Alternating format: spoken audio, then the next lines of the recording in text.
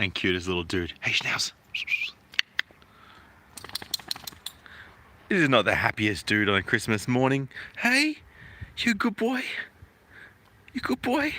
Stop licking my legs, please. Thank you. What's going on, guys? How you doing? Merry Christmas to all of you. I really appreciate all of you for tuning in, and I hope you're all having a lovely morning if you're in Australia.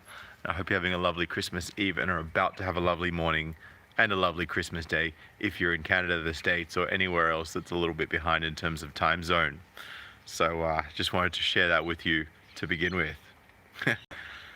And I thought, what can I do? What can I do today? What video topic can I find that has a Christmas theme? And I wasn't let down. It just came to me, just rocked up on the screen of my phone. Jealous wife stabbed her husband because he took too long doing the Christmas shopping. Victim speaks out against taboo of men hurt in domestic violence. Now, let's just think for a moment about the wording in that title. Jealous wife, right? Jealous wife stabs husband. So tell me again why marriage is a good deal for a man when they're getting stabbed by jealous wives and having to put up with jealous wife behavior. And admittedly, of course, it's not, all the time. In fact, it's not even, I would say, the majority of the time. But it's enough of a large minority that it's a big problem. I'll continue. Here we go. A jealous wife stabbed her husband 4 times with a kitchen knife because he took too long doing the Christmas shopping. Stuart Simpson. Wow, he really puts the simp in Simpson for marrying this particular individual. Was attacked by Sonia Simpson, 52, so she's 7 years older than him, at his home in Great Yarmouth, Norfolk, in December last year. The chef, who suffered a collapsed lung, said he lost all confidence after 10 years of abuse from Simpson. He now hopes to encourage more men to speak out and report domestic violence. And guys, sorry about the little itchy nose there. I want to say to you all, if you are currently going through a situation, if you are currently on the receiving end of domestic violence, you need to speak out, because it's going to be you or it's going to be her. And if she's first to the punch, you're finished. Seriously, do yourself a Christmas deed and look after yourself. Please, men, if this is what you're going through, make sure you report it. Make sure you document everything.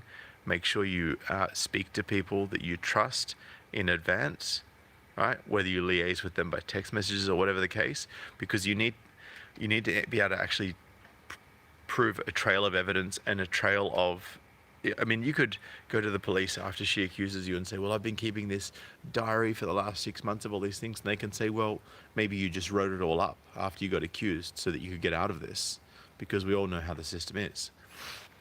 But it is very, very important that you document it in ways that are time-stamped, in ways that other people are witness to it, so that they can actually produce affidavits.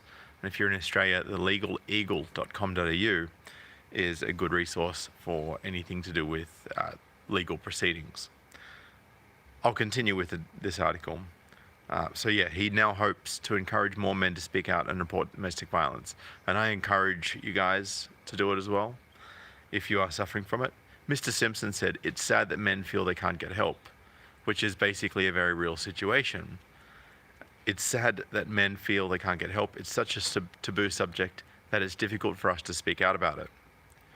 When I was with Sonia, I felt like her behavior was my fault and I'd caused it. Now I've realized that there was nothing I could have done, and I want other men to realize there's nothing to be ashamed of. Let me show you the picture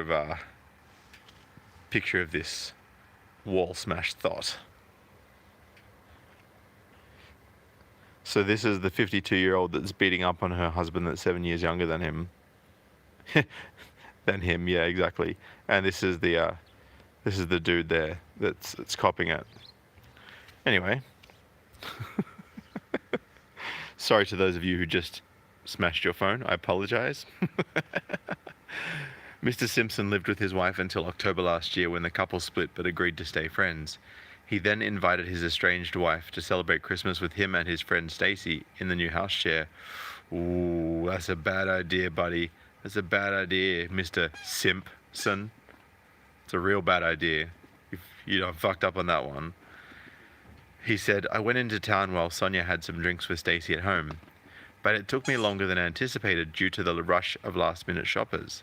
By the time I arrived home 5 hours later, Sonia was raging. She asked Stacy if she thought I was an idiot, and when Stacy disagreed, Sonia lunged at her and punched her in the face. So she's punching the other chick in the face too. Yeah, she's a real catch, that Ms. Simpson.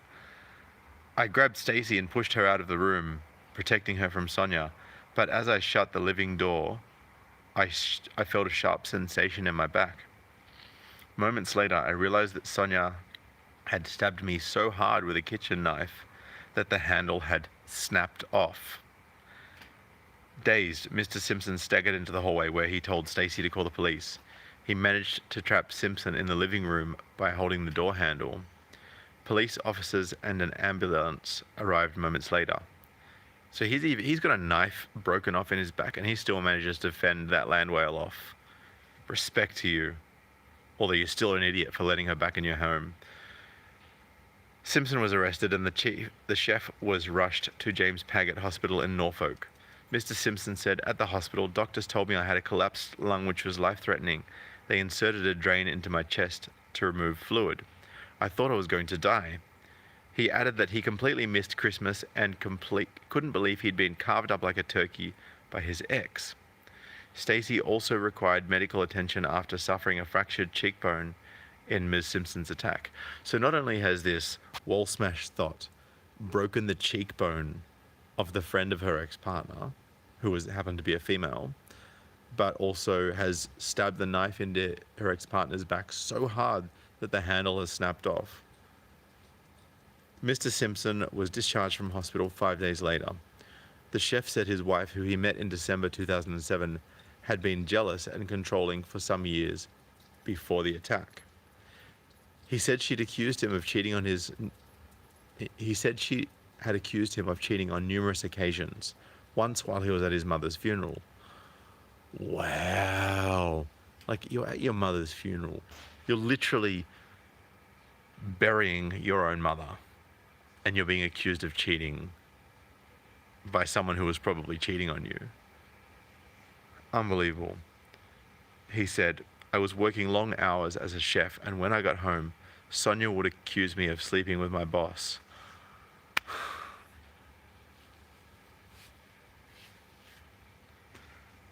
I mean, the dude's a chef, right? So he's probably making all these badass meals for her. And yet she can't just cut him some slack for being at work.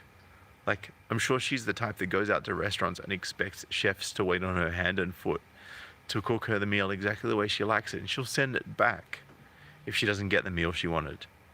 But yet, you know, as soon as it's her husband that's the chef, he's sleeping with the boss. Okay, whatevs. And she became jealous of every woman I went near, refusing to trust me. Is that because he stopped sleeping with you, perhaps, Sonia? Is that because you took so little care of yourself that you ended up looking like the clown face from Luna Park? Is that what happened? I think that's what happened, Sonia. Just got a funny feeling about this one. I was so wrapped up in the relationship that I couldn't see how controlling it was. I was constantly walking around on eggshells so I didn't upset her. And I know a lot of us guys that have been in relationships before are basically in the exact same boat. By the way, Peppermint Cat's Ass is taking a 2-week vacation to the Philippines. Who want to go? Man, I want to go. When you going, man? It's a nice place over there. I've been there a few times. Great holiday. Simpson pleaded guilty to battery for punching Stacy, but denied the charges against her husband.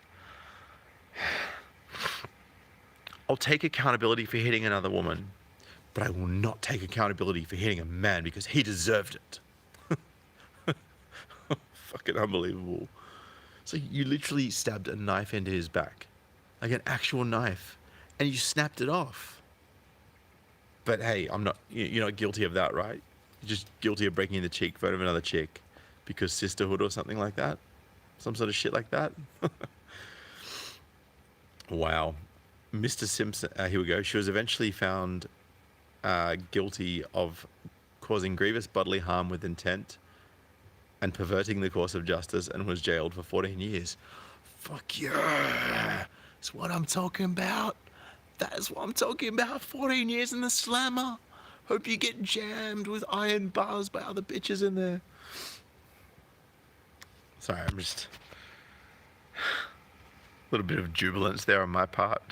My family's inside, so I'm trying to keep it, trying to keep anything that's over a certain noise level PG out of respect, you know.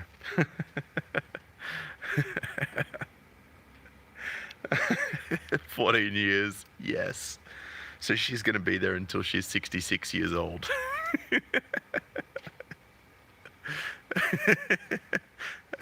She will have smashed through 2 walls by then. Mr. Simpson said, I do think that women get away with domestic violence more than men. Well, we've seen this in the sentencing statistics. That's exactly what happens. Unfortunately, there's a stigma against men talking about their emotions.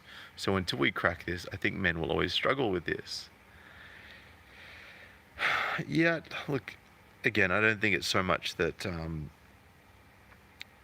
I don't think the problem for men is that there's a stigma around talking about our emotions, because we'll talk about them if we feel like with people that we trust to speak about them with. But the problem is that men don't want to talk about things as much as they want solutions to things, right? We want to talk about solutions. We don't want to talk about feelings, because any negative feelings and any negative emotions that we have typically will go away and eliminate themselves when we have a solution to the problem that's actually triggering these negative emotions or feelings or anxiety. So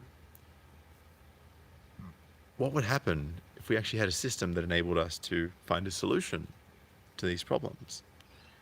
Well, unfortunately we don't, because it's run by feminists. And feminists seem to be just running around doing whatever they like, and then holding men accountable for their own bad behavior. I mean, we've seen women stabbing and killing people and saying, oh, you know, he treated me badly, so, you know, I lost control. It's like, okay, so if you treat us badly and we stab you, is that okay? Of course not. Of course not. It's a complete double standard. And this is why in the Western world, or anywhere that has anti-male laws that give females special treatment over men when it comes to any sort of victimization, you really just need to opt out of marriage, guys, in the Western world. It's not worth it for you. The risks are far too great. Even Bettina Arndt the other day when she was on Sunrise talking about her new book, Men Too, and whatever you think about her, this statement she made is completely correct. And I'll be, you know, asking her, I guess, a bit more about what she meant when I interview her in the new year. She said, marriage has become a very dangerous deal for men, and she is absolutely correct. That is verbatim what she said, word for word. So really, really looking forward to hear what she's got to say in the new year. And as I said in my video yesterday, if you're gonna get married, for God's sake, make sure it's to someone in a traditional country where they're actually held accountable if they leave. Because yeah, it's just simple as that. I mean, you just can't go down that road. It's just a really bad idea for you. But it sucks for us dudes, right? Because most of us would actually love the company of a decent female. Most of us would actually love to have kids. You know, I would say it's our biological prerogative for a lot of us. And, you know, we've really got to, be serious about opting out or something like that. You know, it's look, I know some of you guys it's a struggle for. I even know some MGTOW content creators who have confided to me that they'd love to have kids, but it's just not worth it, right? Because the risks are too high. So what do, huh? You go MGTOW, that's what. Or you move to a country that isn't anti-male and not overrun by feminists. But, you know, what happens when it is run by feminists? Same shit all over again. All right, man. Just wanted to wish you a very, very exactly right. Alan Jolly says, I would love kids, but ... It's 100% correct. That's my entire point. Because we know what, you know, it's like, well, we want kids. Do we go without, or do we have kids? You know, everything's got to be on balance. By the way, Peppermint Cat's ass, send me an email about your holiday suggestion. I'm keen, brother. I'm keen. All right, guys. If you haven't already, please smash the thumbs up. Help this live stream get out there to as many people as possible so that they know what the dangers are and they know what the red flags are. All right, and they know what to do if there's a situation in which they're on the receiving end of actual genuine abuse. All right, man, I'm out of here. Appreciate you. Share this with others. Smash the thumbs up and leave your comments below. Love to hear what you got to say about this article. Merry Christmas to all of you, or Merry Christmas Eve to those of you who have not yet hit Christmas. Appreciate you. Peace. But before I go, let's check out this cute little fucker. Schnauz. Hey, good boy. Good boy. Good boy. All right. See you later, guys.